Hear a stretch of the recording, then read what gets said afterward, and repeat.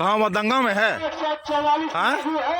तो उसको वो घर नहीं आया है, अभी तक नहीं आया है। क्या नाम है?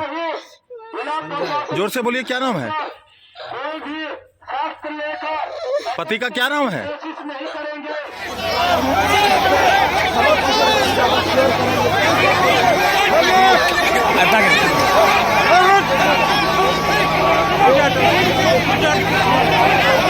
आदित्य उतना आगे नहीं, आदित्य आदित्य आदित्य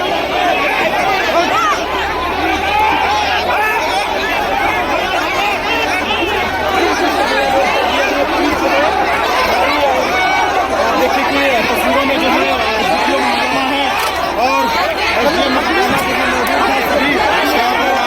आप देख रहे हैं तस्वीर हम दिखा रहे हैं। तस्वीर दिखा रहे हैं ग्रामीणों और पुलिस के बीच में जो है वो बल प्रयोग जो है किया जा रहा है। दोनों तरफ जमीन जो है खाली कराने की बात हो रही थी। वाटर कैनल जो है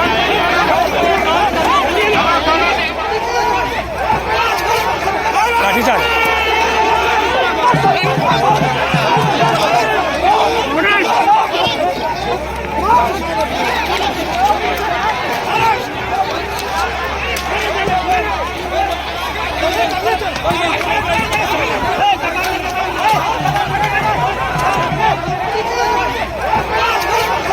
काफी सारे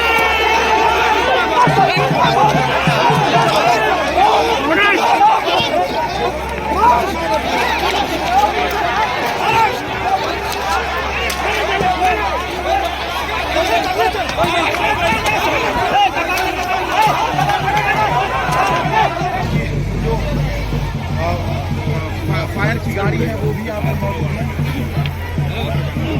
और वाटर कैनल की गाड़ी यहाँ पर मौजूद है। इसके अलावा आप देखिए पुलिस को मौजूद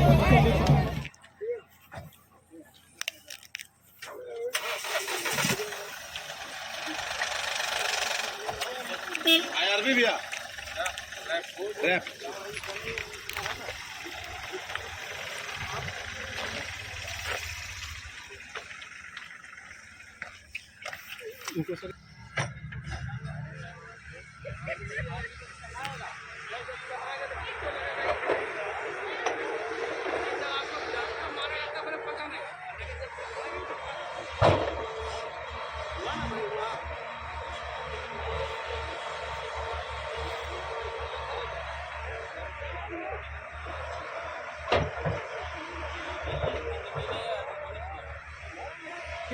जमीन पर खुदाई शुरू कर दी है।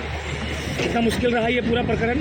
और नहीं, अभी तो खुदाई नहीं चालू हुआ। अभी जो जिनका जमीन हम लोग अधिग्रहण किया था, जिन लोगों को नौकरी दिए थे, जो 22 आदमी का नौकरी हुआ था, वही लोग जो चिन्हित किया है जमीन, उसी को हम लोग मार्किंग कर रहे हैं। सब मार्किंग आज किया जाए।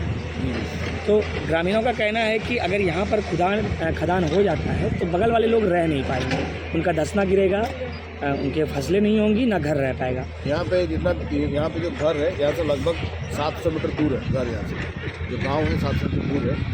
और जो विधिवत व्यवस्था जो उसको फॉलो करते हुए हम लोग जो जमीन का अधिग्रहण हुआ उसको काम करें। नहीं, अभी 700 मीटर दूर है। अगर कल दिन जिसका ज़मीन है वो अपनी खेती करना चाहे, खेतों पर आए या घर बनाना चाहे तो वो कैसे रह पाएगा?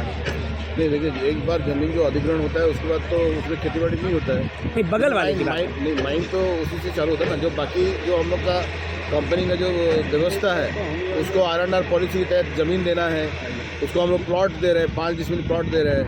और उसका जो खेती का जो मुआवजा है उसका लगभग 60 लाख रुपया मुआवजा मिलता है एक ज़मीन का, एक एकड़ ज़मीन का।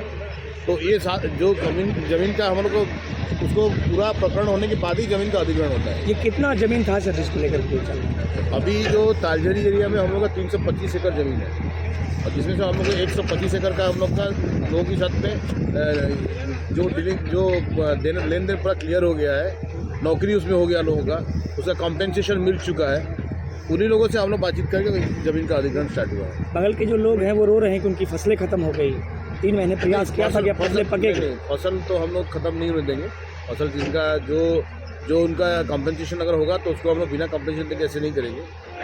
कोई जो विधि का बाहर जो होगा ऐसे कोई कार्यक्रम हम लोग नहीं करेंगे। हम लोग बाकायदा समझा बुझा के जो उनका जो प्राप्य होगा उसको हम लोग देके ही करेंगे। ग्रामीणों को घर में जाकर प्रशासन के द्वारा पिटाई कर दी गई, फिर अंदर रोक दिया गया। अब वो डर से बाहर नहीं निकल रहे तो वो कंपनसेशन क्या लेंगे? नहीं, ऐसा तो नहीं है। ऐसे डरेगा क्यों? ये विधि व्यवस्था में ऐसे कुछ तो नहीं किया। जो लोग कुछ लोग जिनको कोई ज़मीन से लेना देना नहीं है, जिनका ज़मीन है वो लोग हमारे साथ में है। बस्तिया वाला जो है वो लोग ग्रीन ड्रेस में है, जो यहाँ का ज़मीन वाले वो लाल ड्रेस में सब हमारे साथ में है। उन लोग वो जिनका ज़मीन हम लोग अधिग्रहण किया है, जो लोगों को नौकरी मिला है, उन्हीं का ज़मीन में वो लोग खड़े हैं। उनको छोड़ के बाकी जो लोग डिस्टर्बेंस कर रहे हैं वो बाहर का लोग हैं, मतलब बगल के लोग हैं, बगल के जिनका की ज़मीन बर्बाद हो जाएगा वो लोग हैं। नहीं, उनका ज़मीन ना हो सकता है। हाँ, वो लोग क्योंकि बगल में जब खदान के बगल में रहेंगे तो वो कोई काम का होगा नहीं, तो उनका ज़मीन बर्बाद हो जाएगा। शायद इस वजह से ये विरोध था और लंबे समय से ये विरोध था। तो क्या लगता है